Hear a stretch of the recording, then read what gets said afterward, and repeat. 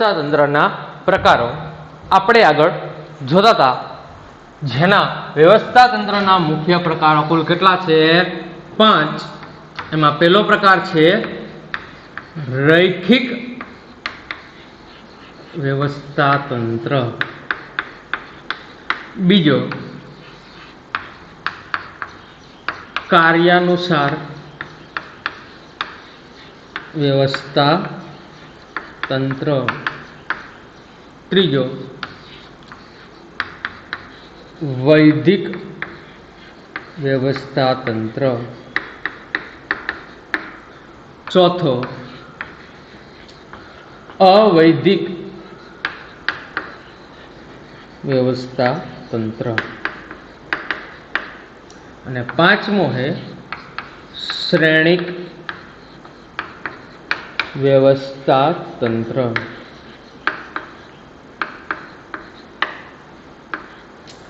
आ 5 प्रकारना व्यवस्था तंत्रमांथी आपणे रैखिक, कार्यानुसार, वैदिक અને અવૈદિક વ્યવસ્થા તંત્ર ભણ્યા હતા। આગળના લેક્ચરની અંદર આપણે વૈદિક અને અવૈદિક વ્યવસ્થા તંત્ર વિશે અભ્યાસ કર્યો તો, થોડીક માહિતી એના વિશે આપી અને પછી આપણે વ્યવસ્થા તંત્રનો જે છેલ્લો પ્રકાર છે એના વિશે આપણે અભ્યાસ કરીશું। પહેલા વાત, વૈદિક અને અવૈદિક એટલે શું? જો આપણને આગળનું થોડુંક રિવિઝન યાદ હોય તો આપણે શું ભણ્યા ને યાદ આવે ને તો ખબર પડે કેના ઉપર હતું। વૈદિક વ્યવસ્થા તંત્ર એટલે શું? તો કે એકમના હેતુને સિદ્ધ કરવા માટે, શું કીધું? એકમના હેતુને સિદ્ધ કરવા માટે વ્યક્તિ અને કાર્ય વચ્ચે સંબંધનું જે માળખું સ્થાપવામાં આવે છે એને શું કહીએ છીએ? આપણે વૈદિક વ્યવસ્થા તંત્ર તરીકે ઓળખીએ છીએ। વ્યક્તિ અને કાર્યનું જે આપણે સંબંધ બાંધ્યો એના વચ્ચે જે માળખું સ્થાપ્યું, મતલબ જે રચના કરી, આપણે આકૃતિ બનાવી, એને આપણે વૈદિક વ્યવસ્થા તંત્ર તરીકે ઓળખીએ છીએ। યાદ રાખજો, રૈખિક વ્યવસ્થા તંત્ર અને કાર્યાનુસાર વ્યવસ્થા તંત્ર એ વૈદિક વ્યવસ્થા તંત્રના જ પ્રકાર છે। બંનેના પેટા પ્રકાર આવે। વૈદિકના 2 પ્રકાર છે, રૈખિક અને કાર્યાનુસાર વ્યવસ્થા તંત્ર। પછી આપણે વૈદિક વ્યવસ્થા તંત્રના લક્ષણો જોયા હતા કે કેવા કેવા પ્રકારના લક્ષણો ધરાવે છે। એના પછીનો જે પ્રશ્ન આપણો હતો અવૈદિક વ્યવસ્થા તંત્ર, તો કે જે વ્યવસ્થા તંત્રની રચના એકમના હેતુ સિવાય, એટલે કે સભાનતા પૂર્વકના હેતુ સિવાય, આપોઆપ ઓટોમેટિક ધંધાકીય એકમમાં હેતુ સિવાય, સભાનતા પૂર્વકના હેતુ સિવાય આપણે એની રચના છે આપણા હેતુને સિદ્ધ કરવા માટે નહોતી કરી, પણ સામૂહિક પરિણામોમાં કર્મચારીઓ સારી રીતે કામ કરી શકે, યોગ્ય વર્તન કરે, કર્મચારીઓના કામના સમયે પ્રેશર ન રહે, કોઈ પ્રોબ્લેમ ઊભો ન થાય, એ હેતુથી સભાનતા પૂર્વકના હેતુ સિવાય સામૂહિક પરિણામોમાં ફાળો આપવા માટે આપણે જે વ્યવસ્થા તંત્રની રચના કરી હતી એને કહેવાય અવૈદિક વ્યવસ્થા તંત્ર। એની અંદર આપણે ભણ્યા હતા કે અવૈદિક વ્યવસ્થા તંત્રનો કોઈ નકશો નથી, એનું કોઈ ફિક્સ માપ નથી કે આ વ્યક્તિ ઉપર અધિકારી, આ તાબેદાર, એવું કંઈ હોતું નથી। અને એની અંદર આપણે ખાસ વસ્તુ જોઈ હતી કે આ વ્યવસ્થા તંત્રની રચના કુદરતી રીતે થાય, આપોઆપ થાય, ઓટોમેટિક થાય। એની રચના સંચાલક મંડળ કરતા નથી। મેં વિદ્યાર્થીઓનો અભ્યાસ ધોરણ 12 આપણે ભણતા 11માં ઉદાહરણ આપ્યું હતું કે તમે શરૂઆતમાં આવો ત્યારે તમારું જે ગ્રુપ બને એ શું હોય? બરોબર, એટલે કહેવાનો મતલબ શું? તો કે ધંધાકીય એકમની અંદર જે વૈદિક અવૈદિક હેતુને સિદ્ધ કરવા માટે નહીં, પણ સમાનતા એકમના સામૂહિક પરિણામોમાં ફાળો આપવા માટે જે વ્યવસ્થા તંત્રની રચના કરીએ એને શું કહીએ છીએ? અવૈદિક વ્યવસ્થા તંત્ર કહીએ છીએ। એની અંદર છેલ્લો પોઈન્ટ લક્ષણ જોઈએ તો એના લક્ષણોમાં છેલ્લું લક્ષણ હતું કે અવૈદિક વ્યવસ્થા તંત્ર છે ને એ કોનો પડછાયો કીધો તો? વૈદિક વ્યવસ્થા તંત્રનો પડછાયો છે। કેમ કે જો વૈદિક વ્યવસ્થા તંત્ર હશે તો અવૈદિક વ્યવસ્થા તંત્ર આવશે, પણ અવૈદિક વ્યવસ્થા તંત્ર જ ન હોય તો, વૈદિક જ ન હોય તો અવૈદિકનો ઉદ્ભવ થતો નથી। એટલા માટે કહેવાય છે કે વૈદિક છે તો અવૈદિક છે, સ્કૂલ છે તો વિદ્યાર્થી છે, તો ગ્રુપ છે તમારું ભાઈબંધ કે મિત્ર બનશે, પણ સ્કૂલ જ નથી તો ત્યાં ગ્રુપ બનવાનો કોઈ પ્રશ્ન રહેતો નથી. તો કે અવૈદિક વ્યવસ્થા તંત્ર એ વૈદિકનો પડછાયો છે. જો વ્યક્તિ હશે તો એનો પડછાયો આવશે, હોય જ નહીં તો પડછાયો આવે નહીં. એ આપણે ભણ્યા હતા. હવે જે આપણો જે પ્રશ્ન છે કયો છે? શ્રેણિક વ્યવસ્થા તંત્ર. આ શ્રેણિક વ્યવસ્થા તંત્ર છે ને એ અત્યારનું આધુનિક વ્યવસ્થા તંત્ર છે. કેવું કીધું? આધુનિક. એક માર્કમાં કે વિકલ્પમાં પૂછાય કે વ્યવસ્થા તંત્રનો આધુનિક પ્રકાર કયો, તો શું લખવાનું? શ્રેણિક વ્યવસ્થા તંત્ર એ વ્યવસ્થા તંત્રનો આધુનિક સ્વરૂપનું પ્રેઝન્ટ નવું સ્વરૂપ છે. જ્યારે સૌથી જૂનું સ્વરૂપ કયું? 4-5 માંથી કયું આવે? જો 5મું તો શ્રેણિક રીતે આધુનિક છે, તો હવે વધ્યા 4 માંથી કયું સ્વરૂપ જૂનું છે, સૌથી પ્રાચીન છે? તો કે રૈખિક વ્યવસ્થા તંત્ર છે એ વ્યવસ્થા તંત્રનો સૌથી પ્રાચીન પ્રકાર છે, સૌથી સરળ પ્રકાર છે. એ પ્રકાર સૌથી જૂનો છે અને સમજવામાં પણ કેવો છે? સરળ છે. રેડી? કયો પ્રકાર? સૌથી પ્રાચીન કે તો રૈખિક વ્યવસ્થા તંત્ર કહેવામાં આવે છે. અને આધુનિક વ્યવસ્થા તંત્રનો કયો પ્રકાર છે? તો કે શ્રેણિક વ્યવસ્થા તંત્ર છે. હવે એની વ્યાખ્યા જોશું ખાસ કે શ્રેણિક વ્યવસ્થા તંત્ર એટલે શું? અર્થ હું લખું છું, યાદ રાખજો ખાસ. એક સામાન્ય ક્રમનું માળખું, એક સામાન્ય ક્રમનું માળખું જે નિર્ણય પ્રક્રિયાનો ભાગ છે. એક સામાન્ય ક્રમનું માળખું જે નિર્ણય પ્રક્રિયાનો ભાગ છે. અને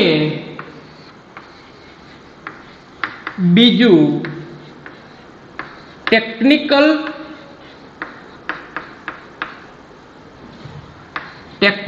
માળખું જે એક સામાન્ય ક્રમનું માળખું જે નિર્ણય પ્રક્રિયાનો ભાગ છે અને બીજું ટેકનિકલ માળખું જે ટેકનિકલ પ્રશ્નોના ઉકેલ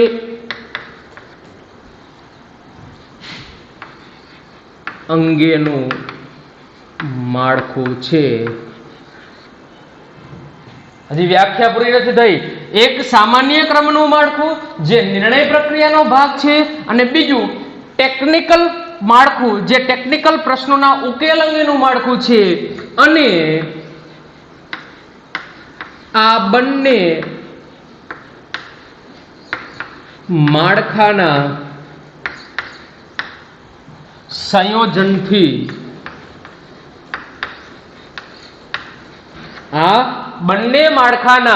સંયોજનથી ઉદ્ભવતા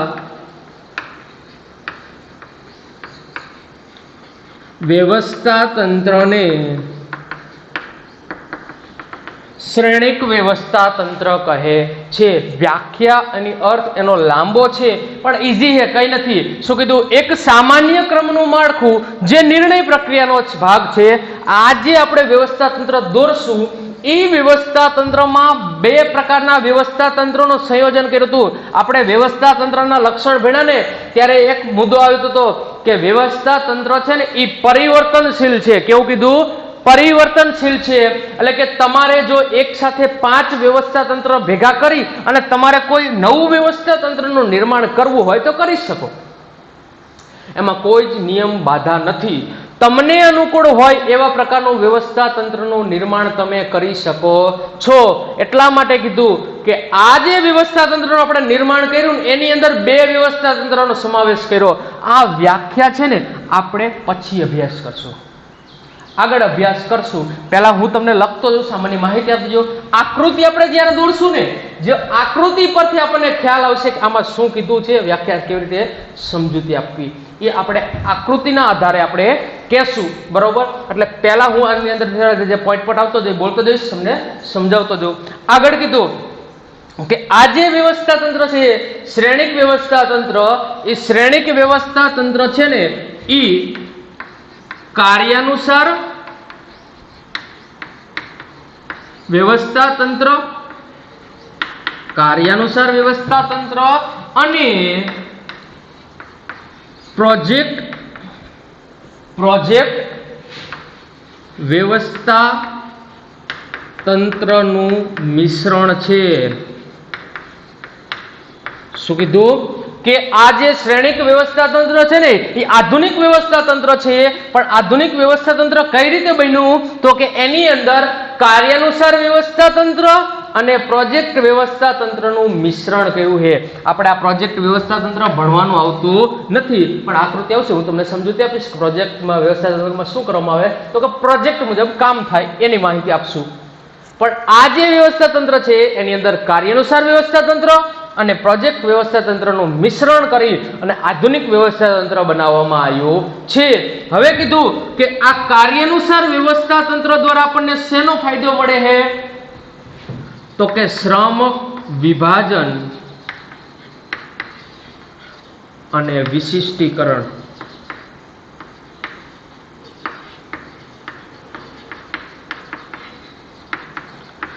શું કીધું? કાર્યાનુસાર વ્યવસ્થા તંત્ર દ્વારા કયા લાભ મળે? શ્રમ વિભાજન અને વિશિષ્ટીકરણનો લાભ મળે છે. જ્યારે પ્રોજેક્ટ વ્યવસ્થા તંત્ર દ્વારા પ્રોજેક્ટ સંચાલનના લાભ મળે આપણને. હજી આમાં કઈ ખબર પડશે નહીં. કદાચ કાર્યાનુસાર વ્યવસ્થા તંત્ર વિશે આપણને માહિતી છે. કાર્યાનુસાર વ્યવસ્થા તંત્રમાં ભણાતા કે કાર્યાનુસાર વ્યવસ્થા તંત્રની અંદર વ્યક્તિને કાર્યની સંપૂર્ણ સત્તા અને જવાબદારી આપી છે. ઈ કાર્યનો ઈ વ્યક્તિ નિષ્ણાત હોય. આ માહિતી મળી હતી ને, જેના કારણે આપણા શ્રમનું શું થશે? વિભાજન થશે. અને શ્રમનું વિભાજન થવાથી આપણને શું મળે? વિશિષ્ટીકરણનો લાભ મળે છે. આપણને ખબર છે, આપણને આવડે છે, વાંધો નહીં. પણ પ્રોજેક્ટ વ્યવસ્થા તંત્ર છે શું એ આપણને ખબર નથી. એટલે હવે આપણે આગળ એની રચના જોવીએ તો આપણને આઈડિયા આવશે કે કેવી રીતે વિગત કરે છે. તો સૌથી પહેલા આવશે અહીંયા GM, મતલબ કોણ? General manager. શું કહેવાય એને? General manager. બરોબર, યાદ રાખજો, ખાસ ભૂલ ન થાય. પ્રોજેક્ટ મેનેજરો. જો આ પ્રોજેક્ટ મેનેજર, અહીંયા હું કરું P1 મતલબ project manager 1, P2 project manager 2,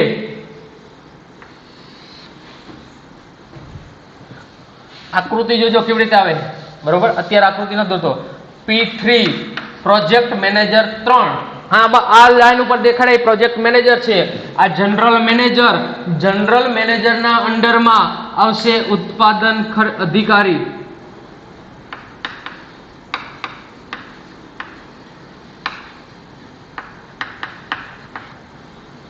બીજું આવશે ખરીદ અધિકારી.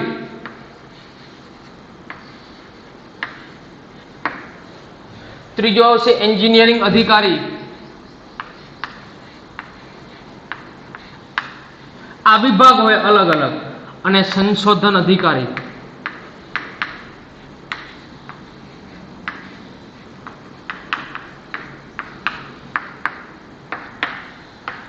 જો આ કયું વ્યવસ્થા તંત્ર કીધું?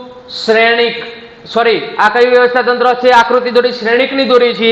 આ વ્યવસ્થા તંત્ર કયું બન્યું? કાર્યાનુસાર. અને આ જે વ્યવસ્થા તંત્ર છે એ કયું? પ્રોજેક્ટ વ્યવસ્થા તંત્ર. બંનેના સંલગ્ન થશે, જોડશે.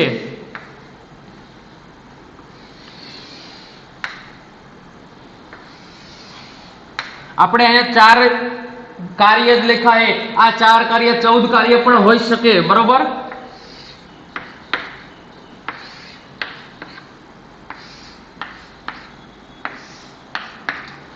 ખબર પડી શું કર્યું? આ આરામ જશે.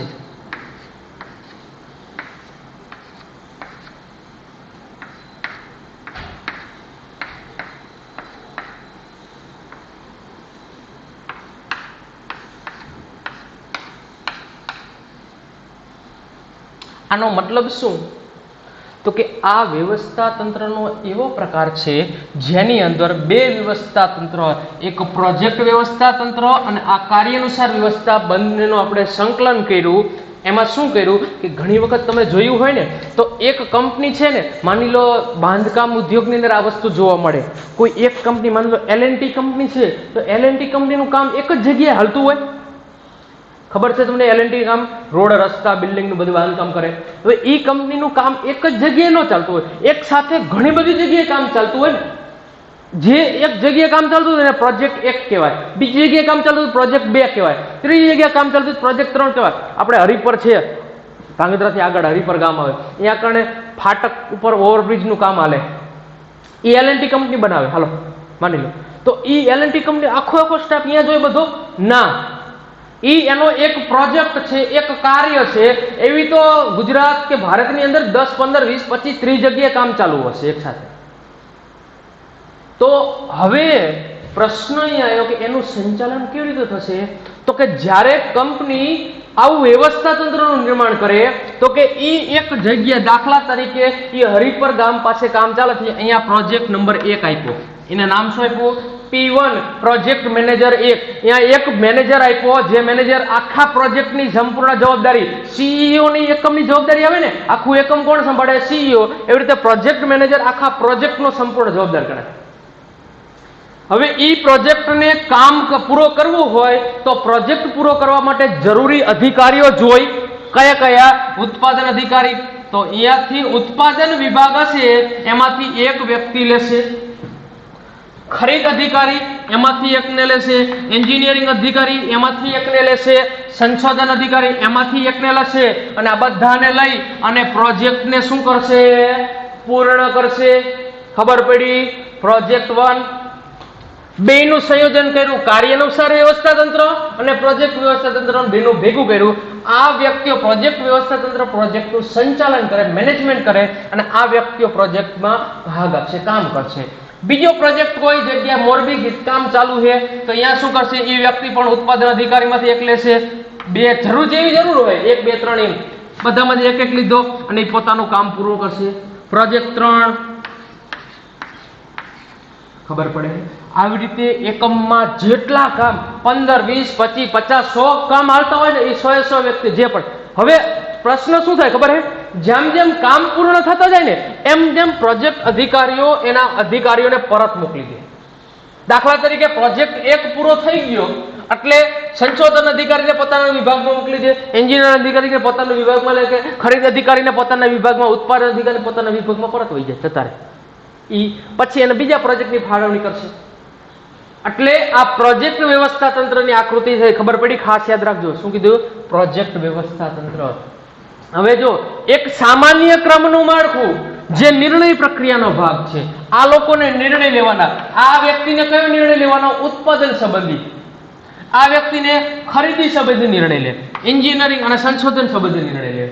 એક સામાન્ય, આ માળખું સામાન્ય ક્રમનું માળખું જે નિર્ણય લેવાનું કામ કરે છે. અને બીજું ટેકનિકલ માળખું, જે ટેકનિકલ પ્રશ્નોના ઉકેલ અંગેનું માળખું. આ જે વ્યક્તિઓ છે ને એ ટેકનિકલ નોલેજ ધરાવતા હોય, એટલે એ કોઈ પણ પ્રોજેક્ટ ચાલુ હોય એવા સમય દરમિયાન કોઈ ટેકનિકલ ઇસ્યુ બન્યો, કોઈ પ્રોબ્લેમ ઊભો થયો, તો એ પ્રોબ્લેમનું સોલ્યુશન લાવવાનું કામ કોણે કરે?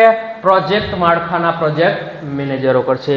અને આ બંનેના સંયોજનથી જે માળખું ઊભું થયું એને કયું વ્યવસ્થા તંત્ર કહેવામાં આવે છે? એને કયું વ્યવસ્થા તંત્ર કહીએ છીએ? શ્રેણિક વ્યવસ્થા તંત્ર તરીકે ઓળખીએ છીએ. ખબર પડી? શ્રેણિક વ્યવસ્થા તંત્ર એટલે શું? તો કે એક સામાન્ય ક્રમનું માળખું જે નિર્ણય પ્રક્રિયાનો ભાગ છે. બીજું ટેકનિકલ પ્રશ્નોના ઉકેલ અંગેનું માળખું જે ટેકનિકલ પ્રશ્નોનો ઉકેલ કરવાનું કામ કરે છે. અને આ બંને માળખાનો મિશ્રણ કરી, ભેગા કરી જે વ્યવસ્થા તંત્રનું નિર્માણ થાય એને શું કહીએ છીએ આપણે? શ્રેણિક વ્યવસ્થા તંત્ર કહીએ છીએ. હવે બીજો પોઈન્ટ વાંચો કે આ વ્યવસ્થા તંત્રમાં બે વ્યવસ્થા તંત્રનો સમાવેશ થાય. પહેલું કાર્યાનુસાર વ્યવસ્થા તંત્ર અને બીજું પ્રોજેક્ટ વ્યવસ્થા તંત્ર. કાર્યાનુસાર વ્યવસ્થા તંત્રથી શું લાભ મળે? શ્રમ વિભાજન, શ્રમની વહેંચણી થઈ ગઈ. ઉત્પાદનનું કામ ઉત્પાદન, ખરીદીનું કામ ખરીદવાળા, એન્જિનિયરિંગ મતલબ પ્લાન બનાવવો હોય તો એ કામ કરવા અલગ વ્યક્તિ, સંશોધન કરવું હોય કે રિસર્ચ કરવું હોય તો એના માટેનો અલગ વ્યક્તિ. એટલે શ્રમનું વિભાજન થઈ ગયું, જુદા જુદા વ્યક્તિઓ જુદી જુદી કાર્ય કરે છે અને એના કારણે વિશિષ્ટીકરણ, જે આ એન્જિનિયરિંગ અધિકારી હોય ને તો એ એન્જિનિયરિંગ બાબતમાં એક્સપર્ટ હશે કે એની સર્વિસ બાબતમાં એક્સપર્ટ હશે કે આ બાબતમાં મારે શું કરવું, કેવી રીતે પ્રવૃત્તિ કરવી. સંશોધન કરનારને માત્ર સંશોધન ઉપર ધ્યાન રાખવાનું કે આવો પ્રોબ્લેમ આવ્યો તો એને ઝડપથી કેવી રીતે સોલ્યુશન કરવું અને એનું રિઝલ્ટ સારું કેવી રીતે આવે એ બાબત ઉપર ફોકસ કરશે. બીજી વસ્તુ કીધું કે પ્રોજેક્ટ વ્યવસ્થા તંત્રમાં પ્રોજેક્ટ સંચાલનના લાભ મળે કે આ વ્યક્તિઓ પ્રોજેક્ટનું સંપૂર્ણ સંચાલન કરશે. આ બધાનો ઉપરી અધિકારી કોણ થયો? Project P1. એ બધા વ્યક્તિઓનો અધિકારી થયો, ઉપરી અધિકારી, જે તમામ ઉપર નિયંત્રણ રાખે છે, દેખરેખ રાખે છે કે દરેક વ્યક્તિઓ પોતપોતાનું કામ કરે. પ્રોજેક્ટ મેનેજર પ્રોજેક્ટ સંચાલનથી લાભ મળે. આની વહેંચણી થઈ જાય ને એટલે બધા ભેગા નહીં થાય અને પોતાના સંપૂર્ણ, હવે કંપનીનો જે CEO MD હોય ને એ ડાયરેક્ટ આના કોન્ટેક્ટમાં હોય, એ આના કોન્ટેક્ટમાં રહેવાનું જરૂર પડે નહીં. આ વ્યક્તિને આદેશ કોણ આપે? જનરલ મેનેજર, કે તું આ જગ્યાએ જઈને કામ કરવા જાય, ત્યાં તારો ઉપરી અધિકારી P1 થશે, પ્રોજેક્ટ મેનેજર થશે, એક પછી તારો ઉપરી અધિકારી થશે. બીજાને કહેશે કે તું ખરીદ અધિકારી તરીકે જાસ, તારો અહીંયા ઉપરી અધિકારી કોણ હશે? P2. જેમ જેમ પ્રોજેક્ટ પૂરા થતા જશે એમ એમ અધિકારીઓ પોતાના વિભાગમાં પરત આપણે જોઈએ. આ પ્રોજેક્ટ વ્યવસ્થા શ્રેણિક વ્યવસ્થા તંત્ર છે ને, આ શ્રેણિક વ્યવસ્થા તંત્રની અંદર બહુવિધ હુકમ પદ્ધતિ ઉપયોગમાં આવે. કેવી કીધી? બહુવિધ. ખાસ યાદ રાખજો, હુકમ પદ્ધતિ ઉપયોગમાં આવે. બહુવિધ એટલે એક વ્યક્તિને ઘણા બધા વ્યક્તિઓ હુકમ આપે. આ ઉત્પાદન અધિકારી અહીંયા આવ્યો ને તો એને જનરલ મેનેજરે હુકમ આપશે અને પ્રોજેક્ટ મેનેજર પણ હુકમ આપશે. બંને વ્યક્તિઓને હુકમ આપે છે એટલે બહુવિધ, એક કરતા વધુ હુકમ મળે છે. એટલા માટે કીધું કે આ પદ્ધતિની અંદર બહુવિધ હુકમ પદ્ધતિનો ઉપયોગ કરવામાં આવે છે. અને એનો એક મર્યાદા પણ કહેવાય, કેમ કે જ્યારે એક કરતા વધુ વ્યક્તિઓ એક સાથે હુકમ કરે, એટલે ચેપ્ટર નંબર 2 ની અંદર આપણે ભણ્યા હતા, યાદ છે ને, કે જો એક સાથે ઘણા બધા વ્યક્તિઓ હુકમ કરશે તો હુકમની એક વાક્યતા જળવાતી નથી. એક સાથે 3 વ્યક્તિઓ આપણને હુકમ કરે તો કયા વ્યક્તિના હુકમનું પાલન કરવું કોઈ નિશ્ચિત નથી, નક્કી નથી. એટલે હુકમની એક વાક્યતા જળવાય નહીં. આ વ્યવસ્થા તંત્રની મર્યાદા છે. બીજું, હવે જો આપણને આ રચના તો આપણે દોરી, પણ આને સમજૂતી કેવી રીતે આપવી? પરીક્ષામાં ઘણી વખત પૂછે છે કે શ્રેણિક વ્યવસ્થા તંત્રનો અર્થ જણાવી, રચનાની સમજૂતી આપો. 5 માર્કમાં પૂછે ઘણી વખત, તો આની સમજૂતી કેવી રીતે આપવી? તો આપણે લખવાનું પહેલો જ પોઈન્ટ કે શ્રેણિક વ્યવસ્થા તંત્રમાં વ્યવસ્થા તંત્રને 2 ભાગમાં વહેંચવામાં આવે છે, એક જનરલ મેનેજર અને પ્રોજેક્ટ મેનેજર. જનરલ મેનેજર છે એ કાર્યાનુસાર વ્યવસ્થા તંત્રનો જેવું છે, જેની અંદર જુદા જુદા કાર્ય કરવા માટે જુદા જુદા વ્યક્તિઓની નિમણૂક થાય છે. દાખલા તરીકે ઉત્પાદન અધિકારી, ખરીદ અધિકારી, એન્જિનિયર અને સંશોધન. અને પ્રોજેક્ટ મેનેજરના નીચે જુદા જુદા પ્રોજેક્ટ માટે અલગ અલગ વ્યક્તિઓની નિમણૂક કરવામાં આવે છે, P1, P2, P3. પહેલો પોઈન્ટ થયો. બીજો પોઈન્ટ, જેમ પ્રોજેક્ટની જરૂર પડે એમ પ્રોજેક્ટ મેનેજર જુદા જુદા વિભાગમાંથી એક એક વ્યક્તિઓને લઈ શકે છે. જુદા જુદા, દાખલા તરીકે ઉત્પાદન અધિકારીની જરૂર પડશે તો ઉત્પાદન વિભાગમાંથી લેશે, ખરીદ અધિકારીની જરૂર પડશે તો ખરીદ વિભાગમાંથી મેળવે છે. એમ જુદા જુદા વિભાગમાંથી જુદા જુદા અધિકારીઓ પ્રાપ્ત કરે છે. પછી કીધું, અને પોતાના પ્રોજેક્ટનું કામ પૂર્ણ કરે છે, પોતાની સગવડ આપે, પોતાના કાર્યના પોતે અધિકારીઓ નિષ્ણાંત હોય, એ નિષ્ણાંતની સેવા મેળવી અને પોતાનું કામ પૂર્ણ કરે છે. કામ પૂર્ણ થાય, પ્રોજેક્ટ પૂર્ણ થશે એટલે પ્રોજેક્ટના જે અંદર કામ કરનાર અધિકારીઓ છે એ અધિકારીઓ પોતાના વિભાગમાં પરત કરે છે. ખાસ વસ્તુ કે આમાં જે કામ કરનાર અધિકારીઓ છે એમને બહુવિધ હુકમ મળે છે. શ્રેણિક જનરલ મેનેજરે હુકમ કરશે અને પ્રોજેક્ટ મેનેજર પણ હુકમ કરે છે, બરોબર. અને પ્રોજેક્ટ પૂર્ણ થતા અધિકારીઓ પોતાના વિભાગમાં પરત કરે છે, બરોબર. આ પ્રમાણે આપણે એની સમજૂતી આપશું. હવે છેલ્લે એક પોઈન્ટ ખાસ આવે કે આ વ્યવસ્થા તંત્ર ક્યાં ઉપયોગમાં આવે. ખાસ પોઈન્ટ છે ને કે આવું વ્યવસ્થા તંત્ર ક્યાં ઉપયોગમાં આવે કે એવી જગ્યાએ ઉપયોગમાં આવે જ્યાં ટેકનોલોજી, શું કીધું, ટેકનોલોજી અને કામગીરી આ બે મહત્વના હોય. ટેકનોલોજી મહત્વની છે અને કામગીરી મહત્વની છે. ટેકનોલોજી કેમ મહત્વની છે કે જો ટેકનોલોજી થી જ આ વસ્તુ સારી બનશે. ટેકનોલોજી મહત્વની થઈ. બીજું બધું કામગીરી પણ કરવી પડશે. એટલે એવી જગ્યાએ એવું એકમ હોય કે જ્યાં ટેકનોલોજી જેટલી મહત્વની છે ને એટલે જ મહત્વની કામગીરી પણ છે. કોઈ આપણે ટેકનોલોજી વાળું યંત્ર લાયા પણ યંત્ર ચલાવવા માટે કોણ જોઈએ, કામદાર જોશે કે નહીં જોઈએ. એટલે જેટલું મહત્વની ટેકનોલોજી છે એટલી જ મહત્વની કામગીરી છે. આ બંને ઉપયોગમાં જરૂર હોય, બંનેની જરૂર હોય. ટેકનોલોજી વાળા માણસો જોઈએ અને કામગીરી વાળા માણસો જોઈએ તો એવી જગ્યાએ શ્રેણિક વ્યવસ્થા તંત્ર ઉપયોગમાં આવે. કેમ કે ટેકનોલોજી વાળા માણસો પ્રોજેક્ટ મેનેજર માંથી મળશે, ટેકનોલોજી વાળા માણસો આપણને ક્યાંથી મળશે, પ્રોજેક્ટ મેનેજર માંથી મળશે. અને કામગીરી વાળા માણસો આપણને કયા વ્યવસ્થા તંત્રમાંથી મળશે, કાર્યાનુસાર વ્યવસ્થા તંત્રમાંથી પ્રાપ્ત થાય છે. એટલે જ્યાં ટેકનોલોજી અને કામગીરી બંને મહત્વના હોય એવી જગ્યાએ આ વ્યવસ્થા તંત્ર ઉપયોગમાં આવે છે. એટલે ખબર પડી શ્રેણિક વ્યવસ્થા તંત્ર આધુનિક સ્વરૂપનું વ્યવસ્થા તંત્ર છે. એનો અર્થ થોડોક લેન્ધી છે પણ ઈઝી છે. શું કીધું અર્થમાં? એક સામાન્ય ક્રમનું માળખું જે નિર્ણય પ્રક્રિયાનો ભાગ છે અને બીજું ટેકનિકલ માળખું જે ટેકનિકલ પ્રશ્નોના ઉકેલ અંગેનું માળખું છે. આ બંને માળખાના સંયોજનથી ભેગા થઈ અને જે માળખાનો ઉદ્ભવ થાય એને કયું વ્યવસ્થા તંત્ર કહેવાય? શ્રેણિક વ્યવસ્થા તંત્ર કહીએ છીએ. શ્રેણિક વ્યવસ્થા તંત્રમાં કયા વ્યવસ્થા તંત્રનો સમાવેશ થાય? બે. એક કાર્યાનુસાર વ્યવસ્થા તંત્ર અને બીજું પ્રોજેક્ટ વ્યવસ્થા તંત્ર તરીકે ઓળખીએ છીએ. ખાસ વસ્તુ, કાર્યાનુસાર વ્યવસ્થા તંત્રના કારણે આપણને કયા લાભ મળે? શ્રમ વિભાજન અને વિશિષ્ટીકરણનો લાભ મળે છે. જ્યારે પ્રોજેક્ટ વ્યવસ્થા તંત્ર દ્વારા કયા લાભ મળશે આપણને? તો કે પ્રોજેક્ટ સંચાલન દ્વારા જે લાભ થાય એ દરેક લાભ આપણને પ્રાપ્ત થાય છે. અને ખાસ વસ્તુ યાદ રાખવાનું કે આ વ્યવસ્થા તંત્રની અંદર બહુવિધ હુકમ પદ્ધતિ, એટલે કે એક જ વ્યક્તિને ઘણા બધા વ્યક્તિઓ હુકમ કરે છે. એટલા માટે કીધું કે બહુવિધ હુકમ પદ્ધતિનો ઉપયોગ થાય છે. પછી આપણે રચના કરી આકૃતિ દોરશું. આકૃતિ દોર્યા પછી એની થોડીક સમજૂતી આપવાની અને સમજૂતી આપ્યા પછી લખવાનું ક્યાં અનુકૂળ. એક માર્કમાં પણ ઘણી વખત પૂછે છે કે શ્રેણિક વ્યવસ્થા તંત્ર કઈ જગ્યાએ ઉપયોગમાં આવે છે, તો લખવાનું શ્રેણિક વ્યવસ્થા તંત્ર એવી જગ્યાએ ઉપયોગમાં આવે કે જ્યાં ટેકનોલોજી અને કામગીરી બંને મહત્વના હોય એવી જગ્યાએ આ વ્યવસ્થા તંત્ર ઉપયોગમાં આવે છે. ખાસ વસ્તુ યાદ રાખવાની, આ 5 વ્યવસ્થા તંત્રના પ્રકાર પૂરા થયા આપણા. આ 5માંથી કોઈ એક પ્રકાર તો કમ્પલસરી પૂછાય છે. એટલે 3 માર્કની અંદર મેક્સિમમ પૂછવાની શક્યતા વધુ. આખો ન પૂછાય, અર્થ અને આકૃતિ અથવા તો સમજૂતી, અર્થ અને સમજૂતી પૂછાય, આકૃતિ ન પૂછે. એટલે 5માંથી કોઈ એક 3 માર્કનો કમ્પલસરી પૂછશે જ. એટલે આપણે તૈયારીમાં રહેવાનું જ કે આમાંથી એક પ્રશ્ન કમ્પલસરી પૂછાય છે.